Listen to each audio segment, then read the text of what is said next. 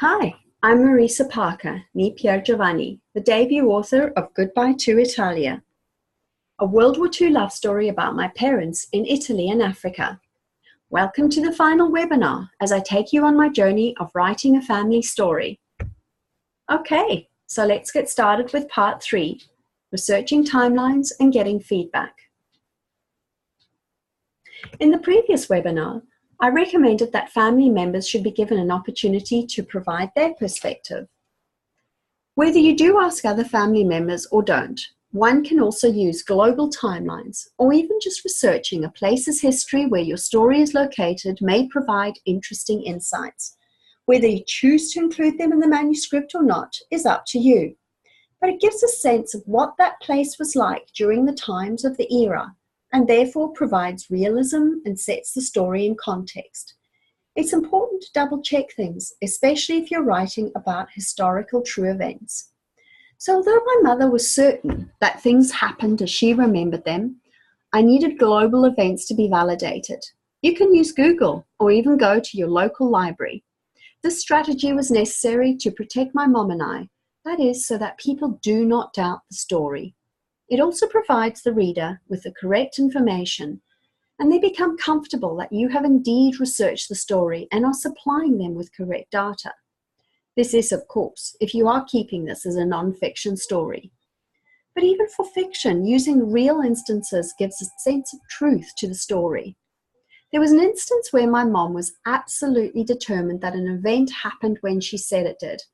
But as she was recalling that something that had happened over 60 years ago, anyone's memory can play tricks. So double check the facts if you are aligning your family story and referencing global historical events. For Goodbye to Italia, my debut book, I created timelines and then wove my mom and dad's experiences around these. As per the brain dump or mind map that I showed you in the part 2 webinar, you would have seen that instinctively I was tending towards having a linear story. As my mom reminisced about her life, and with my father's diaries providing his version of what happened to him in the detention camps during World War II, it seemed natural that the flow of writing should compare the two different experiences. This allowed each person to tell their own story and have their own chapter, at least until the war was over.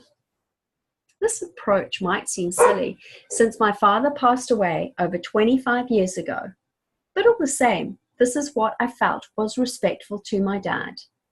The technique of allowing each their own chapters up to a point meant that the characters became more genuine for the reader and hopefully offered a hitherto unknown angle to World War II. Even if you are caught up in just following the story, you must make your characters rich and have depth. Look at this photo of my mom and dad, the way they dress, the way my father is protectively hovering over my mother. The image makes available a diverse and possibly unknown insight into the characters. I wouldn't have known this about their early relationship, and so I had to make assumptions when I started writing the book. This photographic evidence or other family member perspectives created more rounded characters that had individual personalities. It is important that your characters act and sound dissimilar, otherwise a reader could become bored. By writing the story, I realized why my parents did some of the things they did, and in fact has provided me with an awareness of why I am the way that I am. So, the final draft of the manuscript's in your hands. What next? All through this process, I believed in the quality and freshness of the story. That was never the problem. The issue was whether what I'd written was good enough. Had I produced content that was credible and that did the narrative justice? Or had my emotional involvement blinkered my perspective? Who better to tell me than someone who has written successfully?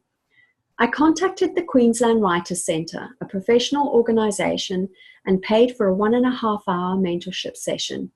I needed that validation, that professional advice. But I was nervous going to that session. I was about to bare my soul, my innermost thoughts, my creative writing, something personal and precious that could easily be trodden on. Thankfully, the mentor was most professional and provided some useful insight, one of which was about the writer's arc. Here's my own creation of the writer's arc. Google it and find one that suits you. But in its simplest terms, the writer's arc is a beginning, the struggle, the challenge, then the middle, overcoming that, finding a way, and then the ending, whether happy or sad, and a glimpse or suggestion of the future. When I was in my mentorship session, I learned a valuable lesson. I had continued the story after my parents were married, and therefore my manuscript originally had 2 arcs. The QWC said that there was enough information for 2 books. That was to say, there was just too much content that would befuddle the reader and probably lose the audience. So I had to make an adjustment, working out where to end book 1, because yes, there is a book 2. The good thing was that I had some content that would be useful for a second book. My primary focus at that time had to be on making the one story a fuller and more engaging narrative. Another piece of advice was about finding beta readers. Again, that was a scary concept. By that time, I'd been writing this book for 3 years. It was mine, my family story. I'd nurtured it and gone through an array of emotions whilst writing it. Now I was supposed to deliver it to other people and let them read it so they could tell me what they did and didn't like. Who could I trust? It was difficult, but this is my family story. I wanted to be out there to share their incredible journey. Therefore, I had to swallow my pride and my obsession and ask for critical feedback. I had determined that my target audience was women like me. I asked 4 friends of mine to recommend friends of theirs whom I did not know so that I could receive unbiased opinions. I'd say that 75% of what was provided to me as feedback was invaluable. For instance, one suggestion was to add titles to the chapters. This made it more intriguing and set the scene for the chapter. At least in my mind it did. Another was to add more about the 5 senses. People are interested in hearing how my mom felt shy but charmed by my dad's attention when she started working for him. Or more adjectives might be needed around a bubbling pot of tomatoes, garlic and basil, emitting a smell of Italian goodness and richness and tartness. See what I mean? My mother didn't always impart this type of information though. Asking her to recall how things smelt or how she felt was digging deep. Remember, she is now in her 80s. But we discussed it and I prompted her with suggestions so that she could advise what she felt would probably have been most appropriate. Sometimes it did prompt another tidbit of information or a new anecdote. And then it was time to think about a book cover, the editing process and publication. Thank heavens I found another mentor to guide me through those murky waters. Ocean Reef Publishing, a New Zealander whom is now based in Australia, has been most supportive and flexible about what I wanted to do, even if it wasn't all the time what he recommended. After all, this is my family story. It was a shock, however, to realize that writing the book, which had been a labor of love, was the easy process. What lay ahead regarding marketing the book and the requirement for an ongoing engagement with the public is a whole other story. One of the questions I've had is, what if you don't agree with the suggestions from your beta reader feedback? But you must think seriously about this. I had 4 beta readers. If all 4 or at least 3 are recommending the same thing, then you really should seriously consider it. However, one of the suggestions was to start at the end and go back to the beginning and mix up the story a bit, so it's just not a logical flow. For me, well, I'm a logical person. So I had to follow what I felt was right. Importantly, it's my family story and only possible because of my mum's involvement in it. And for her as well, this approach was the right one. Another question I've had is, when do you know you've done as much as you can and in essence finished the manuscript to proceed to publishing or submitting to a publishing house? Well, submitting to a publishing house can be undertaken before you finish your manuscript. Remember, it can take up to 3 months to get a response from a publishing house, and that's if you're lucky. Regarding the finished state of the manuscript, For me, I'd started to fiddle with it so many little bits, and when rereading through that, I'd actually thought that I'm changing it so much that it doesn't read like I remember. And that's when I decided it's time to stop. It's not going to be perfect. Sometimes you've just got to let it go.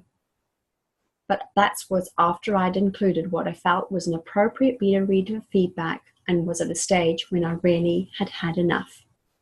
So, in summary of researching timelines and getting feedback, if you're writing nonfiction and aligning with or referencing global historical events, check the timelines and whether the information you've been given is correct. Integrity of data is important, otherwise your reader won't trust you. Useful advice have been given: the writer's arc, beta readers, having different voices and reactions for your characters as well, including the senses. What did it smell, sound, taste, etc.? So that's it. Thank you for attending the third and final of the 3 webinars.